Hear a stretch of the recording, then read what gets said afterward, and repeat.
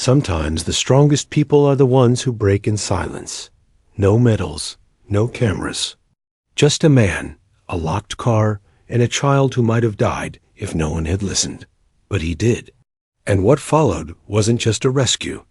It was the start of a truth no one wanted to face.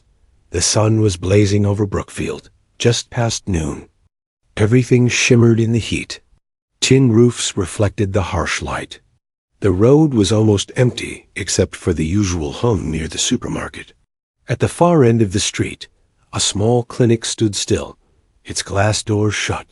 On the front steps, a man sat slumped, wearing a sweat-soaked dark t-shirt. Blood spotted the sleeve. His hand trembled slightly on his knee. His eyes were fixed on the emergency room door.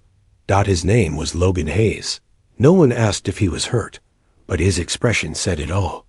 He didn't feel pain yet, just the pounding of his heart and a strange cold feeling sliding down his back.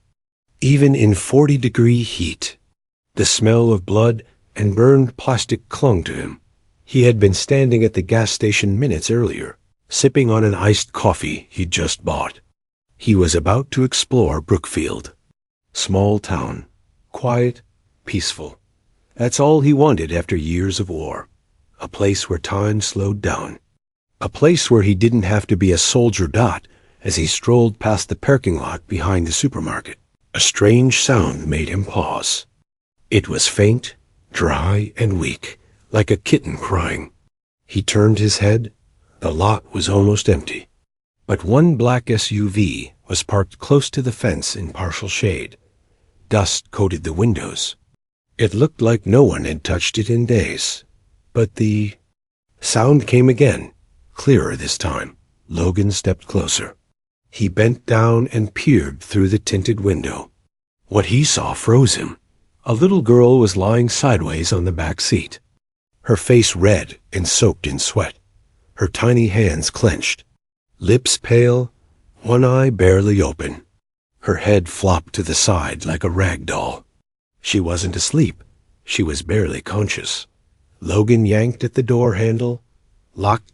He knocked on the window, then pounded it. Is anyone here? There's a child inside. No answer. No one came out of the supermarket. No adult in sight. His fists hit the glass harder. His elbow started bleeding. Still nothing. He stepped back, searching the ground, and spotted an old brick near the curb. He grabbed it and slammed it into the window. The glass shattered. Pieces flew everywhere. He didn't wait. He reached in, found the latch, and pulled. The door opened. The girl's body felt scorching. Her small hand was limp. Her breath was shallow. She wasn't responding. He picked her up and ran across 2 rows of cars and a narrow street. Help! Someone help! I need a doctor, he shouted. A woman pointed toward the clinic. Over there. He didn't stop to say thanks. Just charged. Forward, kicking open the clinic's glass door with his shoulder. Emergency! A child's in heat stroke. 2 nurses rushed over. One grabbed the girl. Another ran to get the doctor. A gurney appeared, and they placed the child on it. Machines beeped. Wires connected. A firm voice broke through the noise. Take her to room 1. I'm Dr. Rachel. Logan didn't move. His hands were shaking. His clothes stuck to his skin. He didn't remember the woman who'd pointed the way. He barely remembered how he'd run. But he remembered the girl's weight, how still she was. Someone handed him a chair. Another gave him a bottle of water. He didn't drink. Didn't. Sit. Then the emergency room door opened. A woman in a white coat walked out. She removed her mask and spotted him. You brought the baby in? He nodded, unable to speak. I'm Dr. Rachel, she said. You saved a life. She paused. Her eyes stayed locked on his. But this is more complicated than you think. Logan glanced down at the blood still dripping from his elbow. He didn't feel it. The pain hadn't caught up yet. A nurse, maybe in her 40s, kind voice, cleaned his wound. "I'll patch this up." "The doctor's still inside," she said. Logan nodded, whispering his name when asked. "Logan Hayes. Where are you from?" He hesitated, then softly replied, "Just got to Brookfield yesterday. Staying at the East Side Motel." She scribbled it down. And as he sat still, something in him cracked open. A memory. Hot wind. A collapsing house. A little girl, maybe the same age, burned and crying. Mosul, years ago. He had carried her through fire. Was she heavier than Ava? Or were his arms just weaker now? The nurse touched his sleeve gently. He flinched. "All done," she said with a quiet smile, then left a bottle of water on the table and walked away. A moment later, a man entered. Light brown shirt. Worn. Shoes. Calm face. Police badge on his belt. The man's presence felt steady, like someone who'd seen more than he said. He didn't speak at first, just observed Logan with calm, serious eyes. Then he stepped forward and reached out his hand. Frank Delgado, Brookfield County Detective. Logan shook it. Delgado's grip was firm but slow, not rushed. The kind of handshake that said, "I'm listening before I decide anything." "You're the one who found the child?" he asked. Logan nodded. "I heard a sound from the car. I didn't see anyone else around. Did you notice anyone in the parking lot? Anything odd?" Delgado asked, already scribbling notes. "No, just the girl. The car windows were too dark. At first, I broke the glass and carried her here." Delgado gave a small nod. "I know this might be hard, but I need every detail. It all matters." Logan took a deep breath. Then he told the story. Slowly, step by step, the faint cry. The locked door. The way the heat seemed to press down harder with each second. The brick. The rush to save her. He described the little girl's body. Light, fragile, burning with heat. Hotter than anything he'd carried, even during combat missions. Delgado didn't interrupt. He just listened. At the end, he asked one last thing. Did the car seem strange? Braking marks? Plates hard to read? Logan shook his head. "I wasn't thinking about the car. I only saw the child." Delgado closed his notebook. "All right. You can rest now. If we need more, I'll reach out." He placed a business card on the table, then added quietly, "Thank you. Seriously." When he left, Logan stayed seated. He closed his eyes, but he wasn't thinking about Mosul anymore. He saw Ava's face, pale, covered in sweat. So still in his arms. In the next room, Dr. Rachel was bent over Ava's bed. Her eyes were sharp and focused, her gloved hands working. Quickly, a nurse beside her adjusted the equipment. Ava was safe, for now. But something about her injuries didn't sit right with Rachel. Her wrists had faint round bruises, like something had tied her down. A thin scar ran along her leg, old but still clear. Her shoulder showed a light blue mark under the skin. Rachel paused. These weren't injuries from one hot day in a car. She stepped away, took off her gloves, walked out of the room and into the hallway where Logan still sat. She didn't raise her voice. She didn't rush, but her words were clear. "We need to report this to social services." Logan blinked. "Is she okay?"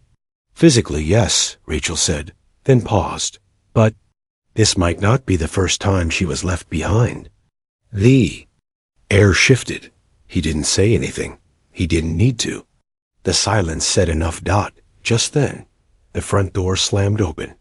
Two people rushed in. A woman with messy curls and smeared makeup. A tall man with a gold bracelet on his wrist. They were both shouting, "Ava, where's my daughter?" The woman, Linda, looked frantic, but something about her felt off. Logan could sense it right away. A nurse stepped forward, trying to calm them. "We're monitoring her health. She's stable." Linda raised her voice. We left her for 5 minutes. I went to buy milk. Carl was outside with her. Carl, the man beside her, jumped in. Where is she? Just tell us, don't judge. Logan didn't move, just watched from the corner. Then Rachel walked out, calm, direct. I'm Dr. Rachel. I'm in charge of Ava's care. She's being monitored. No visitors allowed. Linda stepped forward. I'm her mother. I deserve to see her. Rachel stood firm. And I'm responsible for her safety. Carl stepped in, pointing a finger at Rachel's face. Listen, Lady Doctor, I have rights. Just then, Delgado appeared behind them. He didn't need to show. His badge. His presence was enough. Carl backed down fast. I'm Detective Delgado, he said. We're starting an investigation into Ava's condition. You'll both need to answer some questions. Linda collapsed into a chair, covering her face. We didn't mean to. I thought Carl had taken her. He told me to go inside. Carl muttered, It's just a mistake. She forgot. I was tired. Stressed. Logan's eyes narrowed. They weren't. Asking about Ava's condition. Not once. No concern. Just excuses. Rachel didn't argue. Instead, she handed Delgado a plastic envelope. Inside were photos of Ava's injuries. The wrist bruises. The old scar. The shoulder mark. Delgado flipped through them. His brow FUROWING. Rachel leaned in and whispered something only he could hear. That's not just heat stroke. Carl noticed the attention. He snapped at the nearest nurse. Get the doctor. Let us see our daughter. Rachel stepped in. No, this is a medical matter. All decisions now go through social services. Linda froze. What? For forgetting. To turn on the air conditioning? Just then, a woman entered through the side door. She wore a white shirt, her voice calm but icy. I'm Sarah Wright, Department of Social Services. She walked straight to Delgado, spoke quietly, then turned to Carl and Linda. According to Vermont state law, when there is suspicion of neglect, parental rights are temporarily suspended for investigation. Linda's legs gave out. Carl went pale. You can't do this, he growled. Sarah nodded. You may contact your lawyer. But for now, Ava is under state protection. There will be no contact with her until the court decides. Logan didn't move, even when Carl looked at him with a glare full of hatred. He just gripped the chair tighter. His knuckles turning white. Delgado passed Sarah a note. Assign a temporary guardian within 24 hours. I'll collect camera evidence next. Inside the small Brookfield clinic, a quiet storm was brewing. No time for meetings, no time for back and forth. Some things couldn't wait, not when a child's life hung in the balance. The staff pushed a wooden table into the middle of the duty room. Rachel spoke first, her voice cold and sharp like steel. I'll say this once. Ava's injuries are not from one accident. There are layers, old, recent, and very new. That scar on her hip could be a closed fracture that was never treated.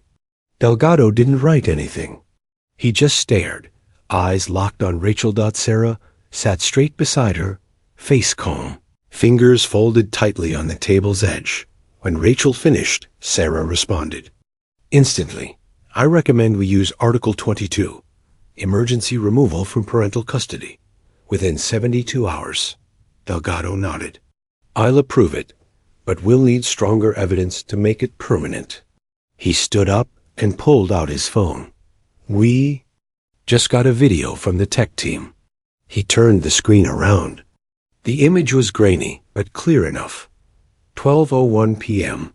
Linda opened the SUV door, looked inside, said something to Carl, and shut it. No air conditioning. No second look. A minute later, they both got into a silver Ford and drove off. No one returned. For 3 hours. Delgado shut the phone. We're checking where they went. But I already have a good guess. Casino? Rachel asked. Delgado nodded. Silver Bluff, 18 miles away. I'll check it myself. 2 hours later, he stood in a smoky back room at the casino. The footage confirmed it all. 12:40 p.m. Carl withdrew cash. Linda took wine. At the bar. They were relaxed, loud, laughing.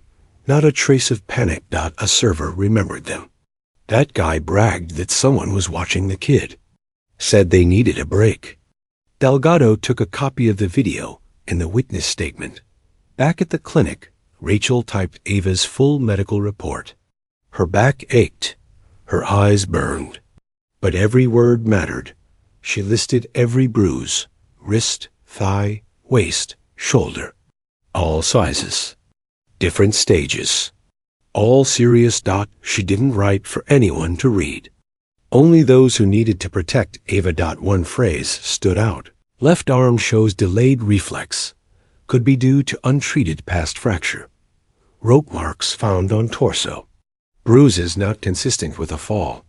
She printed 2 copies. Signed both. Meanwhile, Sarah was preparing for something much more delicate. She went to see Ava. The little girl was awake, but silent. No crying. No talking. Just big, hollow eyes. Sarah didn't bring a file. No clipboard. Just a small blue cloth doll. She didn't speak much. She just placed the doll beside Ava. Her name's Ellie. She's looking for a friend. Ava didn't say a word, but her weak left hand reached toward Ellie, gently touching the doll's ear. Testing if it was real. Sarah said nothing more. She knew the signs. Children like Ava didn't respond to noise. They responded to silence, to space, to kindness. A few minutes later, Logan entered the room quietly. He hesitated by the door, not wanting to interrupt whatever moment was forming. Sarah gave him a small nod. Ava didn't notice him right away. But when Logan sat in the chair, hands folded, not speaking, she turned. She looked at him. And slid off the bed. Her tiny feet hit the floor softly. She walked over without a word. She reached him and touched his hand. Logan didn't move. Touched his finger. He gently squeezed it. No words. No crying. But something real had passed between them. That night, Logan didn't leave. He waited at the clinic until nearly 10 p.m. Delgado returned with a manila file in his hand. He handed it over to Logan. Medical history. You'll want to see this. Logan opened it. Fever diagnosis. A pneumonia prescription. A note about a fall in the kitchen. And the last page. High fever. Loss of appetite. No questions asked. No reports filed. Delgado's voice dropped. No one said a word. Until today, Logan flipped through the pages again. His face hardened, not in anger, not in pain, something deeper, something tired of silence. Sarah, in a separate office, ran Ava's medical data through the system. The patterns were clear. 3 hospital visits in 8 months. All during holiday weekends. Each visit logged by someone other than Carl or Linda, a neighbor, a friend, a so-called aunt. The truth formed piece by piece. She printed everything, bound the records. This wasn't random.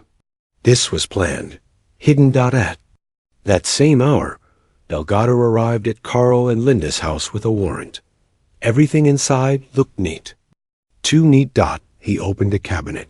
Bottles of liquor, sleeping pills, and a notebook. The pages listed casino names.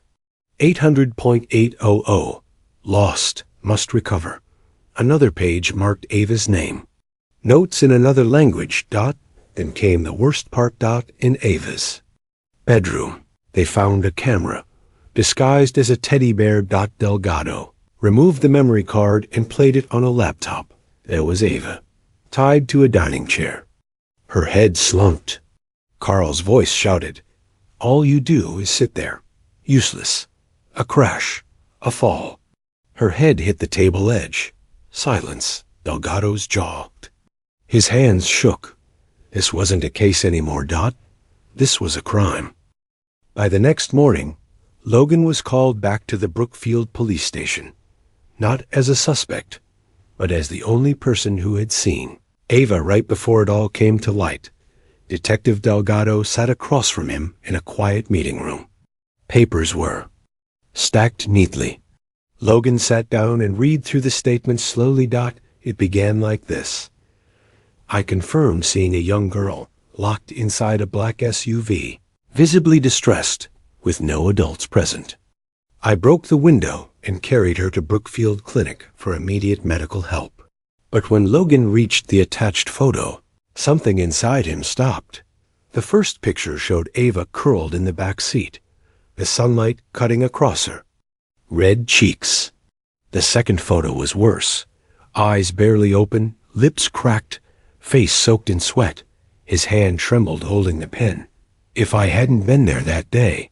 He couldn't finish the sentence. He didn't have to. Delgado, sitting across from him, spoke gently. You did the right thing. Most people wouldn't have. Back at the hospital, Rachel and Sarah were already preparing Ava's next step. Rachel spoke first. We can't send her to a protection center. She flinches at loud sounds. She's scared of flashing lights. She needs peace and care. Sarah agreed. I know a couple, Martha and Tom. They're retired. No kids of their own, but they've fostered before. Their house is nearby, quiet, safe. That afternoon, Ava was moved to their home. Tom opened the back door. The sunlight spilled across the wooden floor. Martha gently held Ava, who didn't cry. She didn't smile either. She just tucked her face into Martha's shoulder like she was trying to disappear. Later that day, Tom leaned down toward her. Are you hungry? Ava flinched, buried herself deeper. Sarah quietly noted the moment. Does not respond to loud male voices. Needs warm, soft interaction. While Ava was slowly adjusting to her new foster home, Carl and Linda were already under investigation. Their lawyer showed up first at the jail, dressed sharp and speaking fast. My clients are under serious financial pressure. It was an accident. They were not in the right frame of mind. Linda sat beside him, eyes down, not saying a word. Carl, however, leaned back and smirked. She didn't die, did she? He said coldly, 1 or 2 bruises. What's the big deal? Even the lawyer flinched. Stop talking, Carl, he whispered, but Carl didn't care. He looked directly at Delgado and sneered. That baby's not even mine by blood. You think you can keep her from me? Delgado didn't say a word. He just closed the file coldly and stood up. There was no fire in his eyes anymore. Just steal. The next day, Logan stood outside Martha and Tom's home, holding a cloth bag in one hand and something small in the other, a teddy bear in a sand-colored military uniform, stitched with a tiny red thread. He wasn't sure if Ava would remember him, but he came anyway. Martha opened the door with a warm smile. Logan, she's in the back garden with Tom and Rachel. The backyard was peaceful. Grass underfoot. A hammock between 2 trees. Rachel sat in a chair with Ava on her lap. Tom stood nearby with his cane, quietly watching the sky. Logan didn't go too close. He sat on the steps. I brought something for her, he said softly, placing the bear on the grass. Ava didn't move. Rachel stroked her hair gently. Then Logan stood up, ready to leave. He had done what he came to do, but just as he reached the gate, he heard a soft sound behind him. Footsteps, light on the grass. A tiny hand tugged at his pant leg. He turned. Ava stood there, her face pressed into his knee. She didn't speak, but her body told the whole story. Logan bent down. Are you okay? Ava didn't answer, but her small hand reached for the bear. He placed it into her arms. For the first time, her lips moved. Not crying. Just holding on. Later that afternoon, they all sat together for tea. Tom poured slowly, his old scar visible on his wrist. Where did you serve? He asked Logan. Iraq, near Mosul. Tom nodded. Vietnam. 68. They didn't speak much after that. Some wars didn't need words. Martha turned on an old radio. A southern lullaby played, slow, warm, like a rocking chair in the summer. Inside, Ava sat on the couch with Rachel. The song reached its chorus. Ava looked up, touched Rachel's shoulder, and whispered two soft words. Grandpa. Hug. Rachel turned, stunned. What did you say? Ava pointed at the bear. Grandpa hugged bear. Rachel looked at Logan. He stood quietly by the wall, unsure what to do with his hands. She smiled. I think she trusts you more than anyone. Logan didn't know how to respond. He had faced pain before, but trust from a child, was a battlefield he never expected to win. That night, Logan couldn't sleep. He sat at his desk, the room dim except for the soft glow of a lamp. Outside, the town was still. A truck passed on the highway. The hum disappeared into the dark. He opened an old folder.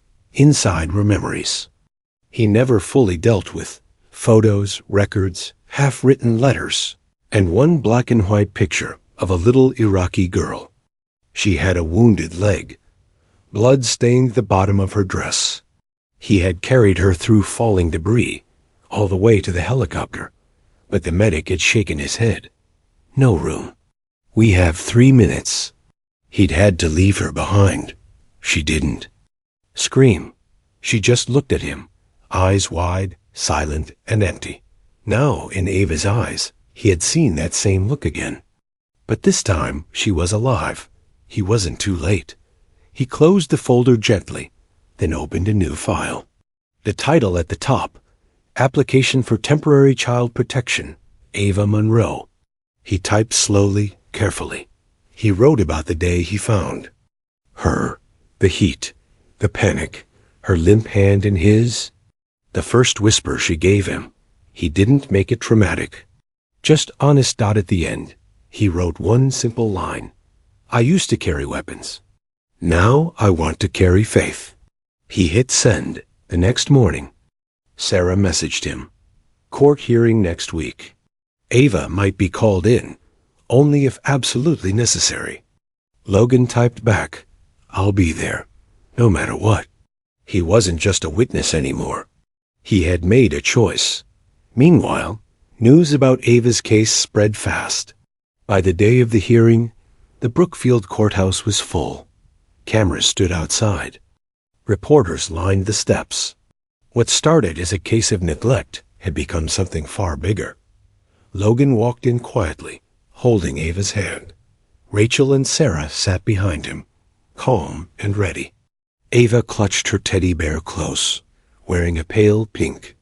Dressed out on the other side, Carl and Linda entered hand-hand clean white shirts. Tidy hair, calm faces, playing the perfect parents. Their lawyer, Richard Lehman, stepped up confidently. Your Honor, he began. My clients accept that a mistake happened, but context matters. Financial pressure, emotional stress, mental health. He flipped through papers. This wasn't cruelty. It was a breakdown, a reflection of how hard life has become for many families. Some in the courtroom nodded. A few reporters scribbled notes. But, Lehman continued, about the man who found Ava, Mr. Logan Hayes, we must ask. A former soldier with PTSD, not a parent. A man passing by who chose to break into a vehicle instead of calling the police. Is that normal behavior? The room fell still. Logan didn't flinch. He knew he'd be dragged into this. He had expected it. Delgado was next. Calm and focused, he presented the evidence. Camera footage, timeline charts, records from the casino showing Carl and Linda spending nearly 3 hours drinking and gambling, while Ava suffered in the car. There is no proof they left her in someone's care, Delgado said. Only proof they walked away. Then came Rachel. She stood slowly, holding a folder of medical records. I am the physician who treated Ava. She was admitted with severe dehydration, high fever, multiple bruises in various healing stages, a scar on her leg, an old fracture. These aren't new. These aren't random. Lehman tried to interrupt. Doctor, could these have come from a recent accident? Children fall. Rachel didn't even blink. I've worked in hospitals for 12 years. I know the difference between a clumsy fall and a pattern of abuse. Then Sarah was called. She explained why Ava couldn't testify. She's 3. She can't process trauma like an adult. Loud male voices cause her to flinch. Sudden lights make her shut down. Testifying would do more harm than good. The judge nodded. Logan finally took the stand. He walked slowly. The room was silent. Lehman pounced. Mr. Hayes, you served in Mosul, correct? Yes. And you were diagnosed with post-war stress? Yes. Then is it possible, Lehman said carefully, that you overreacted to the situation? That maybe your judgment was clouded by past trauma? Logan looked straight ahead. I won't deny my past. I've jumped at the sound of artillery. I've flinched at crying in the night. He paused, eyes steady. But I will never forget what Ava looked like in that car.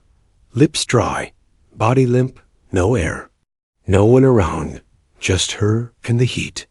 He let the room fall silent, then added softly, I didn't fight in war for years, just to come home and watch children be treated like they don't matter. No one spoke after that. Not even Lehman. After 2 hours, the judge banged the gavel. Ava Monroe will remain under the protection of the Department of Social Services. We find reason to move this to a full public trial. Carl clenched his jaw. Linda kept her head low. The press outside rushed to report the decision.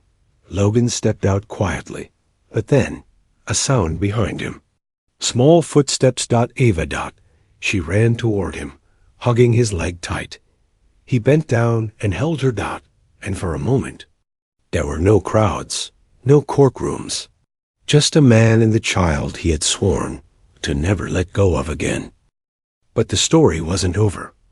The next morning, the office of the Department of Social Services was quiet. Most lights were still off.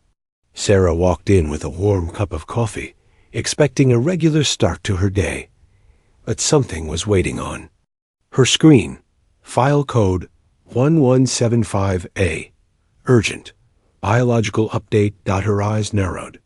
She set down the cup and opened the email. DNA test results. Ava Monroe and the 2 legal guardians. She read the first lines, then froze. No blood match. Not with Carl. Not with Linda. She quickly pulled up the birth certificate. It had been submitted to a small hospital outside the city. She checked the medical facility. Error. Hospital does not exist. She checked the name of the doctor who signed it. Thomas Elridge. The system returned a red flag. No medical activity in 10 years. It hit her instantly. This wasn't just neglect. It wasn't even just abuse. This might be trafficking. She rushed to Delgado's office. He was reviewing Linda's old testimony, how she'd claimed to give birth at home, unplanned, with no hospital involvement. She had said she filed for a birth certificate later, because she didn't want questions. At the time, it sounded believable. Now, it felt like a lie. Sarah handed him the new file. Delgado flipped through the top page, his eyes hardening. This changes everything, he said. If they bought her, this isn't a custody case anymore. This is federal. Sarah nodded. I tracked down someone, a retired manager from an orphanage on the city's edge. She says she remembers Ava, but her name wasn't Ava back then. It was June. They drove out immediately. The woman Maria Stanton, opened the door slowly. Elderly, frail hands. But sharp memory. Sarah showed her Ava's picture. Maria didn't even hesitate. That's her. We called her June. Her mother left her wrapped in a blanket outside our door. She was only a few months old. What happened after? Delgado asked. A couple came. Said they knew someone inside. They didn't fill out forms. They paid in cash. I said no. But I wasn't working that weekend. Another staff member was. A week later, the baby's file disappeared from the system. Do you remember their faces? Sarah asked. Maria shook her head. Not clearly, but the man had a strong southern accent. He called the woman Linda. It all lined up. Carl and Linda had suddenly shown up in Brookfield after a long trip. Down south, calling themselves Ava's new parents. Delgado looked at Sarah. Nothing more needed to be said. They had crossed into something darker. That night, Carl was brought into the station again. No smirking this time. Delgado threw down the DNA report. Carl looked at it briefly, then shrugged. So what? Not mine. Doesn't matter. I fed her. Dressed. Her. Who cares where she came from? Delgado didn't answer. He pulled out a photo, a freeze frame from a hidden hallway camera at Maria's orphanage. It showed Carl passing money to a worker. Linda was brought in next. She didn't even make it to the seat before her hands started shaking. Delgado listed the charges slowly. Child abuse, document forgery, illegal adoption. Linda whispered. Carl made me do it. I didn't want to. I thought I could love her. But every time she cried, I hated her. That last sentence felt like poison dropped into the room. No one said a word. Even the recorder seemed to fall silent. Across town, the world Ava now lived in looked nothing like the one she came from. That same afternoon, sunlight poured into Martha, and Tom's home. Ava was sitting in the middle of the living room floor, piecing together a puzzle. Her small fingers moved slowly, trying to fit the pieces right. In the kitchen, Martha made tea. Tom watered the plants outside. Rachel arrived to check in. She peeked through the doorway and smiled at the peaceful scene. Ava didn't know she was in the center of a case that would shake the town. She didn't know about court dates, DNA, or investigations. She was just trying to get two puzzle pieces to connect. Logan arrived not long after, hands dusty from working on a machine at the local repair shop. He wasn't doing it for the money. He just needed something to keep his hands busy. Hi, he said, stepping into the kitchen. Rachel greeted him with a smile. He set a small paper bag on the table. A gift, he said. Picture book, crayons. Ava looked up. 1 beat, 2 beats. Then she stood, walked to him, slow but steady. Her hands shook just a little. Then came one soft word. Dad. She hesitated, then added again, clearer this time. Daddy. In the kitchen. Everyone stopped. Rachel turned from the sink. Martha dropped the spoon she was holding. Tom turned at the door. Logan knelt. Ava rushed into his arms, not crying, not scared, just hugging him tight. As if she'd finally found where she belonged. That night, the phone rang at Logan's place. Sarah was on the line. I heard what happened today, she said softly. I don't mean to pressure you, but I need to ask something. Logan stayed quiet, waiting. If Ava has no living relatives, and the court allows it, have you thought about applying for full custody? The question sat heavy in the air. Outside, the wind howled gently through the window. Logan didn't answer right away. Then finally, he said in a quiet voice, yes. He didn't need time to think. He had already made the decision in his heart the moment Ava called him Dad. That night, Logan sat in his small room on a creaky wooden chair. The desk lamp glowed a pale yellow. He opened a small tin box. The Only thing he kept from Mosul. Inside were pieces of his old life, letters from fallen brothers, a worn-out photo of his squad, one picture of an Iraqi girl with wide eyes, injured but alive, the one he couldn't save in time. He stared at that photo for a long time, then carefully pulled out a clean folder. Application. Long-term child protection. Ava Monroe. Under purpose, he wrote, to protect, nurture, and stay beside her. He hesitated at the next line. Relationship to child. He stared at the blinking cursor. Finally, he typed nothing, but he remembered her whisper from earlier. Daddy. The next morning, Logan walked into the hospital. Rachel was sitting on a bench, sipping coffee, the wind gently playing with her coat.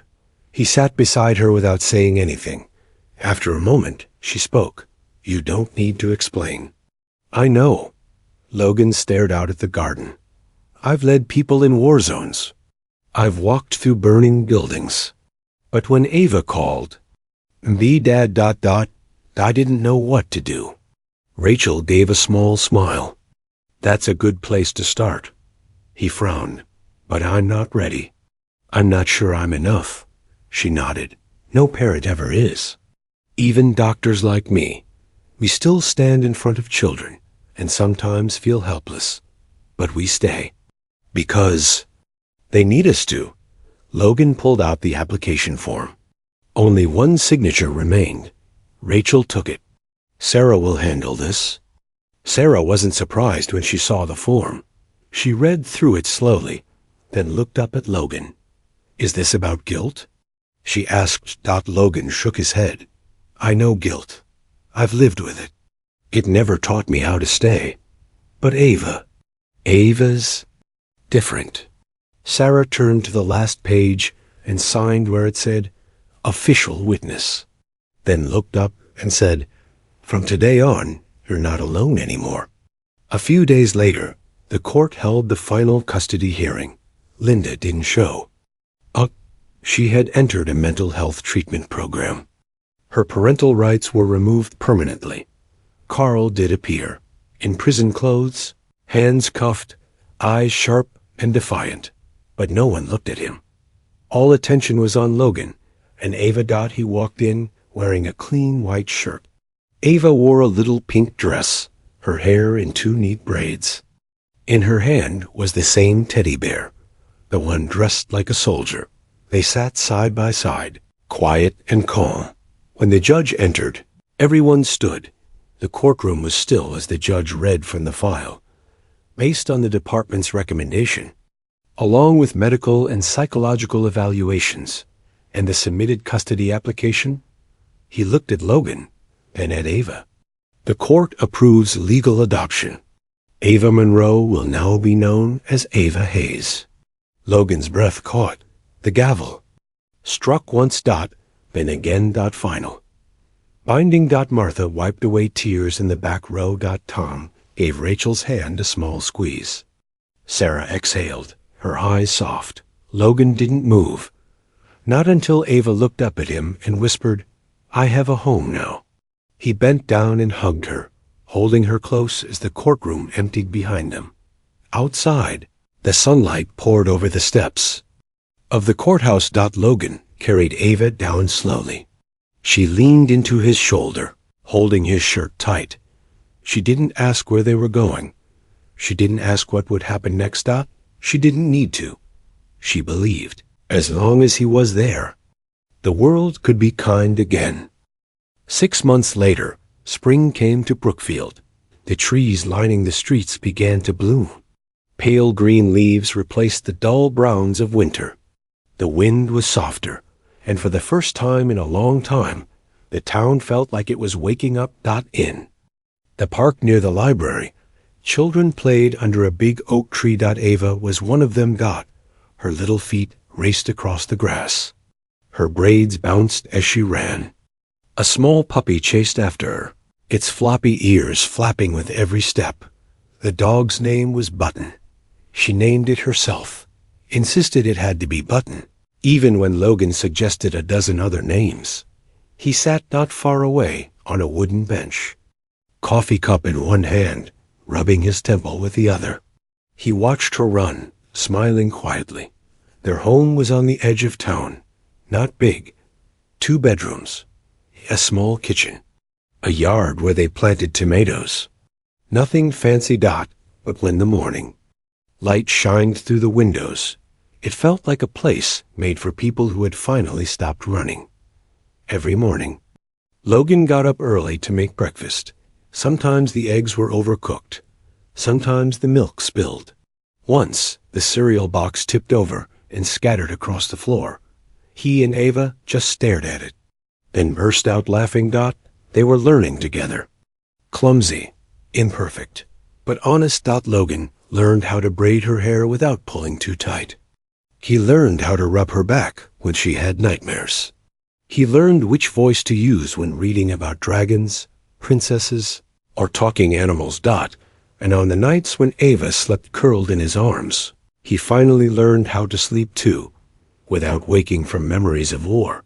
One night, he opened his laptop and typed an email to a former squadmate. "I'm not leaving anymore," he wrote. "I found a reason to stay." Rachel still came by once a month, not just for checkups, but with cookies, stethoscopes, and new toys. Her visits felt less like appointments, more like family dropping in. One time, Ava sat on a chair and lifted her shirt. "Dr. Rachel, check my tummy," she said proudly. Rachel smiled and placed the stethoscope gently, then glanced at Logan in the kitchen. "She's starting to learn how to boss people around," she joked. One Saturday, Rachel invited them to a health awareness event at the community center. Logan didn't want to go at first. He didn't like being in the spotlight, but Rachel convinced him. "Don't do it for attention," she said. "Do it so others can see what hope looks like." Logan agreed. He stood on a small stage beside a poster showing Ava's first day. In the hospital, her face blurred for privacy. He spoke slowly, carefully, telling the story of the day he found her. Some people cried. Some came forward after to shake his hand. But Ava only shouted from the crowd, "Daddy, come down now." That evening, they had dinner at Rachel's house. Ava fell asleep halfway through the meal, her head on Logan's shoulder, still holding half a peanut butter sandwich. Rachel covered her with a blanket, then returned to the table. Logan looked at her, his voice soft. "If I want Ava to grow up with a strong role model, someone kind, would you be willing to be part of that picture?" Rachel didn't answer right away. She simply reached under the table, found his hand, and held it. Ava soon started kindergarten. Every morning, Logan walked her to the gate. She gave him a quick kiss, then ran off with her oversized backpack bouncing. Behind her, she loved to draw. She often sketched a house with a huge sun and a tall man holding a tiny child. When the teacher asked her who the man was, Ava answered without thinking, "That's Daddy Logan." One afternoon, the school invited parents to sit in on class. The kids were asked about their dreams. Ava stood up slowly, a little nervous. "I want to be a doctor," she said, "like Dr. Rachel, and I want to be a mom, like Daddy Logan." Number one laughed. They just sat quietly, understanding that this little girl had already lived through more than most could imagine. That afternoon, Ava sat at home, reading a picture book. Button lay at her feet, head resting on the rug. The spring sun filtered in through the window. 2 shadows, one child, one dog, rested side by side. Peaceful. One sunny afternoon, Logan and Ava drove out of town. They didn't say where they were going. Ava just sat in the back seat, her teddy bear in her lap, and her hand resting against the window. Logan didn't talk much either, but he knew exactly where the road was leading. They arrived at a small parking lot behind the Brookfield supermarket. The old black SUV was gone. The pavement had been repainted. A new trash can stood near the fence. Some things had changed, but not everything. In the far corner, The concrete steps beside the old clinic entrance were still there. Worn, chipped, quiet, just as they were. That day, Logan walked over and sat down slowly. Ava followed. She climbed into his lap, curling into his chest, like she used to in those first days. He wrapped an arm around her. No words were exchanged for a while. Then Logan asked, "Do you know why this place is important?" Ava looked up and tilted her head, thinking hard. "Because you met me here?" Logan smiled gently, then shook his head. "No, because I found myself here." Ava didn't speak. She just hugged him tighter, because she understood, even if she didn't fully know the words. That moment, that place, had changed both their lives. Spring, he realized, didn't just show up with dates on a calendar. Spring came when you let go of the past, when you forgave yourself, when you loved again, even if it was hard. For Ava, spring was the first time she felt wanted. For Logan, spring was the first time he learned how to live instead of just survive. And for anyone still wandering in the dark, there was hope. Because spring always comes, if there's even a little light left in your heart. Their story wasn't just about a soldier rescuing a girl from a hot car. It was about two people, both broken in different ways, finding healing through each other. It was about hearing the smallest cry and choosing to listen. It was about the strength in gentleness, the kind of strength that stays. Logan and Nathan. Ava stayed at the steps a little longer, letting the warmth of the sun settle over them. The silence wasn't heavy anymore. It felt peaceful now. Later that night, Logan stood by Ava's bed, watching her sleep. Her tiny hand held the teddy bear he'd given her long ago. He turned off the light, closed the door gently, and stood in the hallway for a while. In the quiet, he remembered something Delgado once said: "You did the right thing, the thing most people don't." Back then, Logan hadn't believed him. But now, maybe he did, because in choosing to save Ava, he had saved himself too. And now, this wasn't a temporary rescue. It was a permanent beginning. Life moved forward. Brookfield bloomed with quiet days and little moments that meant everything. Each morning, Logan made coffee before the sun fully rose. Ava sat at the table swinging her legs, drawing suns and trees and teddy bears with bright crayons. Button always curled up near her feet. They had routines now. Simple, clumsy, but full of love. Logan no longer startled at sudden noises. He didn't wake drenched in sweat. His hands, once used to carrying weapons, were now used to braiding hair and folding tiny laundry. And Ava, she laughed more. She talked about school, about her friends, about stories Rachel had told her. One evening, Rachel visited again. She came with cookies in one hand and a small storybook in the other. Ava ran to the door before Logan could even stand up. "Dr. Rachel's here," she shouted. They all had dinner together, just like family. Afterward, while Ava played with Button, Logan and Rachel sat on the porch. The sun was setting, casting long orange streaks across the yard. Rachel looked at him. "You know," she said softly, "she's growing up with two role models now." Logan smiled. "One who can stitch wounds and one who can't cook eggs." "Right," Rachel laughed. "Balance." That night, as Logan tucked Ava into bed, she reached for his hand. "Will you stay here forever?" she asked. He nodded. "Forever and a day." She smiled, turned over, and closed her eyes. Outside the house, the wind rustled through the tomato plants.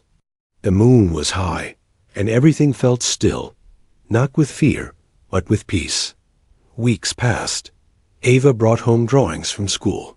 One showed a stick-figure man with big hands holding a tiny child in a pink dress. "That's us," she said proudly. Logan placed it on the fridge like it was a masterpiece. Another time, she drew a house with two suns in the sky. "Why two suns?" Rachel asked during a visit. "One is for me," Ava said, "and one is for Daddy, so we're never cold." Spring slowly faded into early summer. Logan signed her up for swimming lessons. He bought her a tiny pink backpack for weekend trips. To the library. One Saturday, they passed the community notice board. A new flyer had been pinned up. Volunteers needed, support program for children recovering from trauma. Logan read it, then looked down at Ava. She was pressing her nose to the glass of a bakery nearby, pointing at cupcakes. He smiled. That night, after Ava fell asleep, he sat down at his laptop and began writing another letter. Not to a friend, this. Turned to the program director. He told them about Ava, about what it felt like to carry her out of that car, about the small, quiet ways healing showed up in their home. He ended the letter with one simple sentence: "I want to help other children feel safe again, the way Ava helped me feel whole." The following week, he was accepted into the program. Part-time, no pressure. Just showing up for kids who needed someone who understood silence. One evening, Ava came home with a drawing rolled up like a scroll. She opened it on the kitchen floor. It showed 3 people: a small girl, a man with a backpack, and a woman with a pock. Stethoscope. Ava pointed at each figure. "That's me. That's Daddy Logan. That's Dr. Rachel." Logan didn't say anything. He just blinked a few times and picked her up in his arms. He had always believed people like him didn't get second chances. But Ava changed that. She didn't care what he used to be. She cared about who stayed. One night, as they sat by the window watching the stars, Ava leaned her head on his shoulder. "Do you think people change?" she asked. Logan thought for a long moment. "Not always," he said. "But if someone gives you love, the kind that doesn't leave, then maybe, yeah, you change." Ava nodded. Then whispered, "Good, because I'm not scared at night anymore." He looked at her. "I'm not either." That was the story of Logan Hayes and Ava Hayes. Not a hero and a victim. Just 2 people who saved each other when the world wasn't watching. Because sometimes the greatest rescue doesn't come with sirens, but it comes in the shape of a quiet hand, a steady voice, and a promise that says, "You're safe now."